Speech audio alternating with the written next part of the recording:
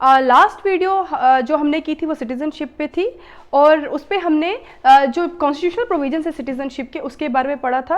आज हम citizenship act 1955 के बारे में पढ़ेंगे, because article 11 empower the parliament to enact a elaborative provisions regarding the citizenship in India, and that's why parliament of India has enacted citizenship act 1955 and it is a very elaborative act. Elaborative क्यों है ये? क्योंकि ये acquisition of citizenship की बात करता है, loss of citizenship की बात करता है, plus after the commencement of the constitution यानी 26 जनवरी से लेके 1950 से लेके अभी तक की प्रेजेंट सिचुएशन तक सिटीजनशिप पे किस तरीके से एक्वायर करना है, क्या वेज होंगे, क्या प्रोसेस होंगे, वो सब जो है वो सिटीजनशिप एक्ट 1955 में है। इस एक्ट को बहुत बार जो है वो अमेंड किया गया। अमेंड मतलब इसमें बहुत बार चेंजेस लाई गई हैं। 1986, 1992, 2003, 2005, 2015 and 2019. 2019 is the most controversial amendment in Citizenship Act 1955. वो कंट्रोवर्सी क्या है वो मैं आपको लास्ट वीडियो के सबसे लास्ट में बताऊंगी। लेकिन अमेंडमेंट्स को कभी भी don't try to cram the amendments की अमेंडमेंट्स में क्या क्या हुआ है। अमेंडमेंट्स को हम इसके प्रोविजंस के साथ साथ पढ़ेंगे ताकि आप याद रख सको कि किस अमेंडमेंट का किस प्रोसेस में क्या इफेक्ट पड़ा। ठीक है, तो अभी हम स्टार्ट करते हैं। आज हमारी जो वीडियो है that is confined only to the acquisition of citizenship. तो acquisition of citizenship according to the citizenship act 1955 it contains 5 ways to acquire citizenship. वो 5 वेज क्या है? By birth, by descent, by registration, by naturalization and by incorporation of territory। एक के बाद एक मैं आपको ये सारी जो प्रोविजन है वो समझाती हूँ। तो सबसे पहला आ गया bye birth. By birth it is very simple कि ये वो कैटेगरी ऑफ सिटीजन्स को उन कैटेगरी ऑफ सिटीजन्स की बात कर रहे हैं जो इंडिया में पैदा हुए हैं। बाय बर्थ वो इंडियन से कैसे कि इसके अकॉर्डिंगली जो फर्स्ट क्राइटेरिया था वो ये था कि जो भी इंडिविजुअल्स ऑन और आफ्टर 26 जनवरी 1950 के बाद या उस दिन पैदा हुए हैं उनको इंडिया की सिटीजनशिप मिल जाएगी।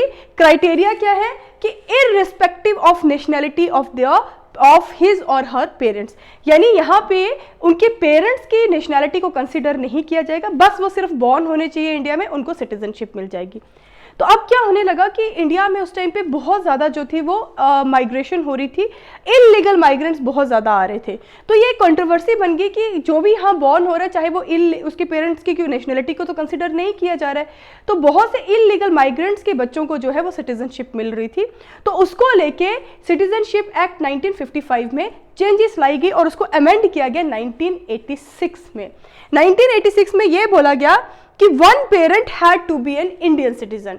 तो उसका इफेक्ट हमें यहाँ पे दिखा, बाय बर्थ के क्राइटेरिया में दिखा, और वहाँ पे इनकॉर्पोरेट हुई एक डेट, और वो डेट थी 1 जुलाई 1987। दैट मीन्स कि अब जो भी इंडिविजुअल्स 1 जुलाई 1987 के बाद बॉर्न होंगे इंडिया में, उनके ईदर ऑफ द पेरेंट्स जो है वो क्या होने चाहिए? इंडियन सिटीजन होने चाहिए at the time of his और हर बर्थ। सिंपल। फिर भी जो है ये इमिग्रेशन का ये इलीगल इमिग्रेशन जो है वो चलती गई, इलीगल माइग्रेंट्स आते रहे, और 2003 में एक और अमेंडमेंट हुई सिटीजनशिप एक्ट में, और उसके अकॉर्डिंगली इलीगल इमिग्रेंट्स का कंसेप्ट जो था वो सिटीजनशिप एक्ट में डाला गया। और सिमिलरली चेंज जो थी वो हमने यहाँ पे भी देखी, और एक और डेट जो थी वो मेंशन की गई, that was 31 December 2004, which means कि जो भी इंडिविजुअल्स 31 दिसंबर 2004 के बाद इंडियन टेरिटरी में होंगे उनके बोथ पेरेंट्स जो है वो सिटीजन होने चाहिए इंडिया के at the time of his और हर बर्थ। और बीच में और भी है कि मतलब या तो ये या तो फिर ये क्राइटेरिया होना चाहिए कि 1 of his parent is a citizen of India, यानी एक फादर या मदर में से कोई एक सिटीजन होना चाहिए, और दूसरा जो है वो इलीगल माइग्रेंट नहीं होना चाहिए। ये कंसेप्ट कहां से आया? 2003 की अमेंडमेंट से आया। ठीक है, सिंपल बाय बर्थ में क्या है कि जो भी 26 जनवरी 1950 से लेके 1 जुलाई 1987 तक बॉर्न हुए हैं उनकी पेरेंट्स की नेशनैलिटी को कंसीडर नहीं किया जाएगा।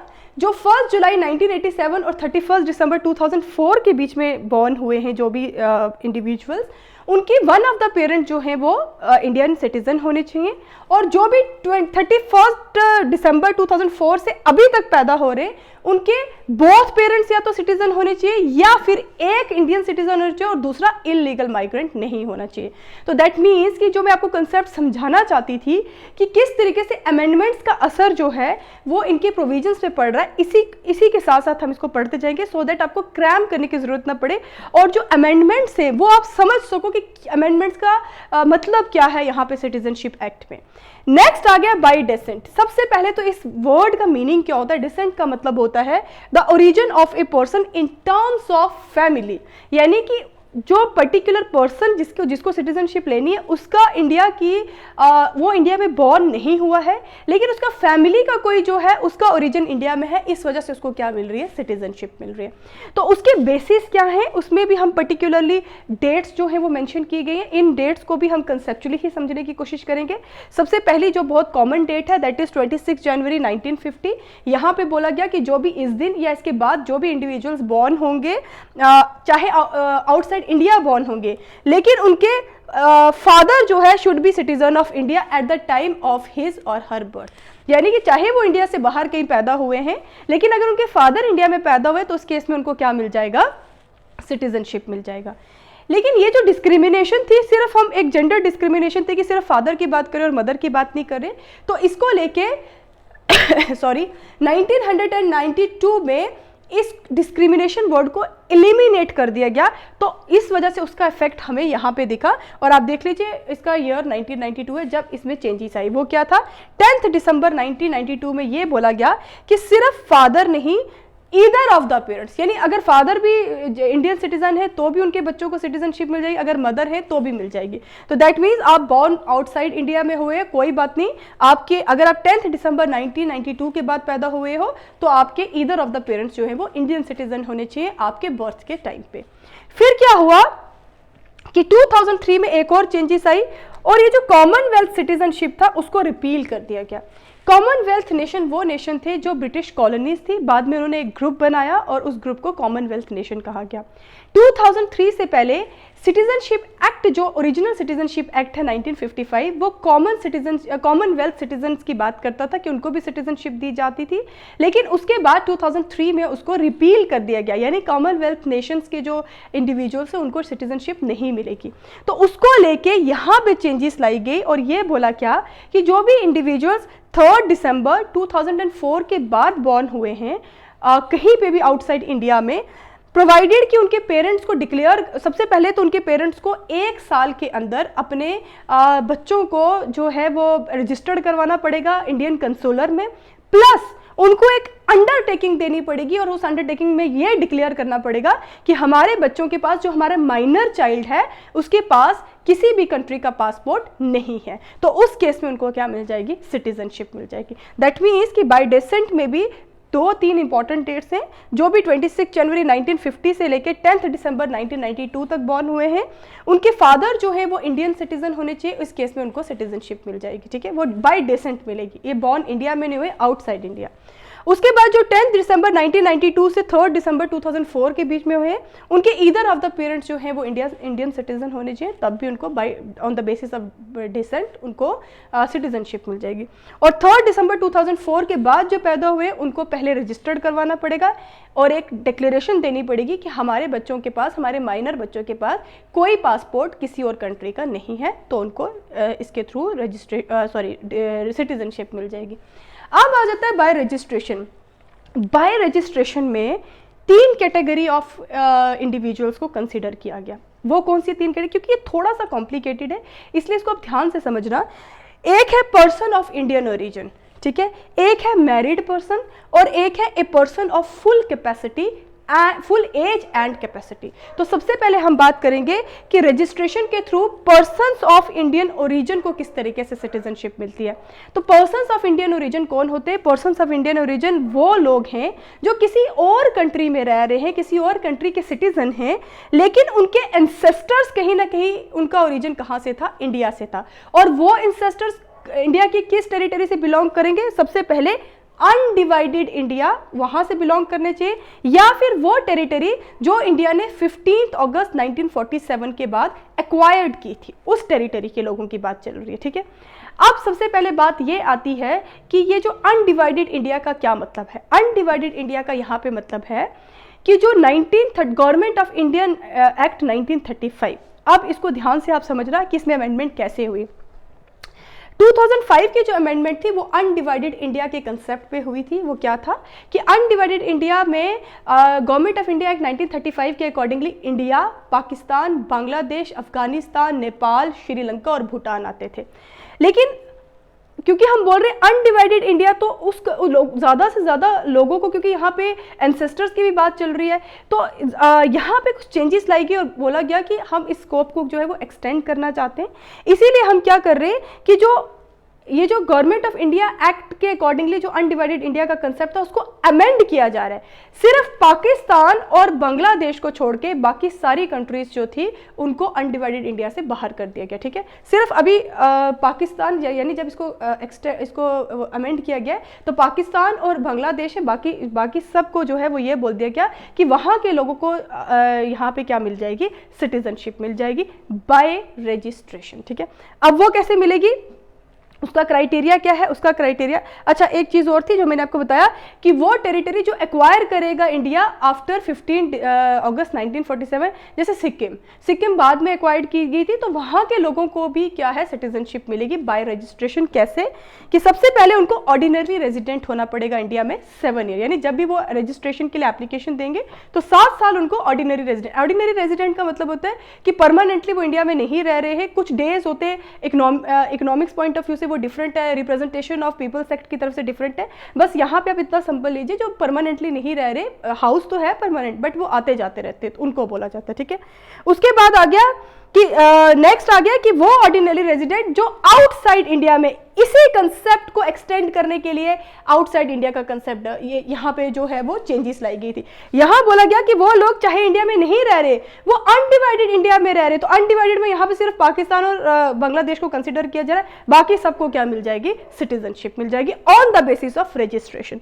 और नेक्स्ट कैटेगरी, सेकंड कैटेगरी है मैरिड, कि अगर किसी की शादी हुई, किसी की बाहर की किसी कंट्री के किसी सिटीजन की शादी इंडियन सिटीजन से होती है, तो वो बाय रजिस्ट्रेशन इंडिया में सिटीजनशिप ले लेगा, प्रोवाइडेड कि उसको भी 7 इयर्स ऑर्डिनरी रेजिडेंट बन के इंडिया में रहना पड़ेगा।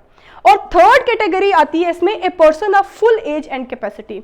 According to the constitution of India full age मतलब अबव 18 ईयर्स, और कैपेसिटी का मतलब है कि a person who possesses the legal capacity to exercise his right as a citizen, यानी उसके पास माइंड की माइंड की इतनी कैपेसिटी होनी चाहिए कि वो अंडरस्टैंड कर सके कि बीइंग ए सिटीजन मेरे क्या राइट्स है। सिंपल उसको बोलते हैं फुल एज एंड कैपेसिटी।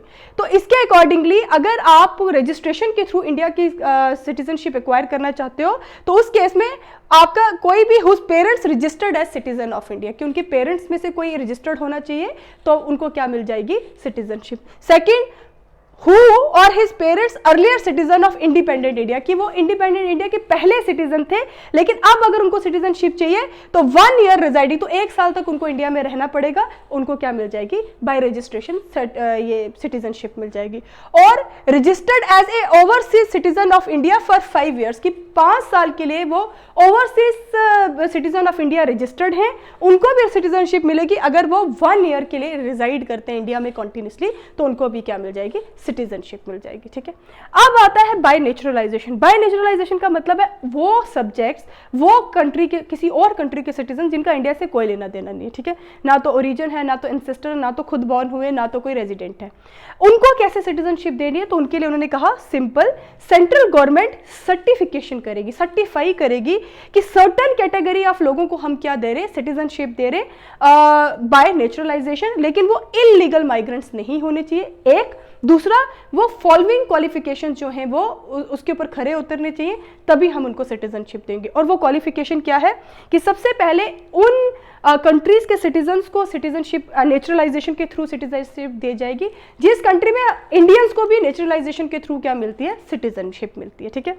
दूसरा कि वो अपनी मर्जी से रिनाउंस कर दें दूसरी कंट्री की सिटीजनशिप। रिनाउंस और टर्मिनेशन में डिफरेंस होता है। रिनाउंस का मतलब होता है हम अपनी मर्जी से छोड़ रहे हैं किसी सिटीजनशिप को किसी कंट्री की, और टर्मिनेट होता है वहाँ की गवर्नमेंट ने उनको टर्मिनेट कर दिया, एंड कर दिया उनकी सिटीजनशिप का। तो यहाँ पे रिनाउंस वर्ड, वैसे मैं आपको लॉस ऑफ सिटीजनशिप में इसको डिटेल में बताऊंगी, ठीक है। तो उसको भी क्या मिल जाएगी, अगर वो रिनाउंस करता है तो इंडिया में वो रजिस्ट्रेशन इंडिया में वो आके फॉर्म भरता है तो उसको नेचुरलाइजेशन के थ्रू सिटीजनशिप मिल जाएगी।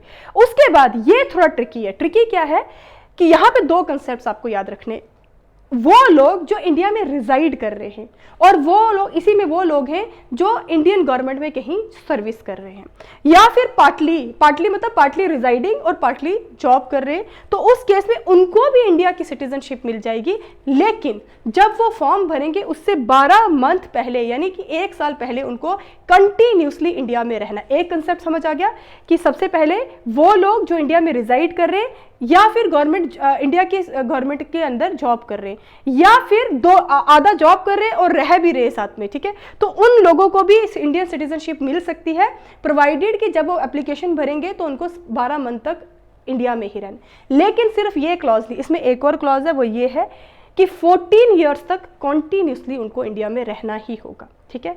लेकिन जब हम एग्रीगेट करेंगे ये वाले 14 ईयर्स और ये 12 मंथ, तो वो टोटल एग्रीगेट करके सिर्फ 11 ईयर्स भी अगर होंगे, यानी अगर 2-3 साल वो आगे पीछे जाते भी है तो चलेगा, यानी टोटल जो है वो है 14 ईयर्स, लेकिन एग्रीगेट करके इन 12 मंथ्स और 14 ईयर्स को वो सिर्फ 11 ईयर्स होने चाहिए। यानी 11 ईयर्स तो उनको इंडिया में रहना ही है। उसके बाद जब एप्लीकेशन भरेंगे तो 1 साल कॉन्टिन्यूसली, यानी 12 मंथ तक कॉन्टिन्यूसली वो रहेंगे, तभी उनको इंडिया की क्या मिल जाएगी, सिटीजनशिप मिल जाएगी। ये तो था ये वाला क्राइटेरिया कि किस तरीके से वो लोग जो रिजाइड कर रहे हैं या जॉब कर रहे हैं।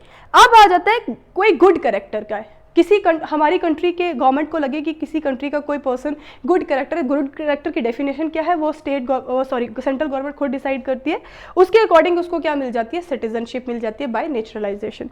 एक है कि जो 8th शेड्यूल है हमारा, जिसमें हमारी 22 लैंग्वेजेस है, उसमें से किसी एक लैंग्वेज में अगर किसी को कोई बहुत एडिक्वेट नॉलेज है तो उसको भी सिटीजनशिप मिल जाएगी। या फिर इन सारे क्राइटेरियाज को, नेचुरलाइजेशन के इन सारे क्राइटेरियाज को जब चाहे सेंट्रल गवर्नमेंट वेव ऑफ कर सकती है।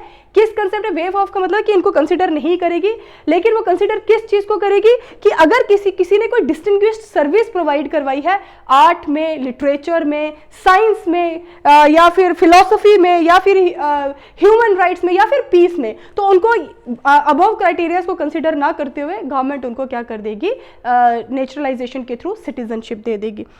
अब आ जाता है कि इसके बाद क्या होता है, जब नेशनलाइजेशन के थ्रू सिटीजनशिप मिल जाती है तो उनको इंडिया में रहना पड़ता है, और जो भी वो जॉब या जो भी कर रहे हैं वो कंटिन्यू कर सकते हैं, या फिर जो भी उनका रेजिडेंट है वहाँ पे उनको रहना पड़ेगा। दूसरा कि उनको एक ओथ लेनी पड़ती है कि वो इंडियन कॉन्स्टिट्यूशन की तरफ एलिजियंस रहेंगे, यानी उसको मानेंगे। तो इस तरीके से नेचुरलाइजेशन के थ्रू किसी भी इंडिविजुअल को जो अदर कंट्री का सिटीजन है उसको इंडिया में सिटीजनशिप मिलती है।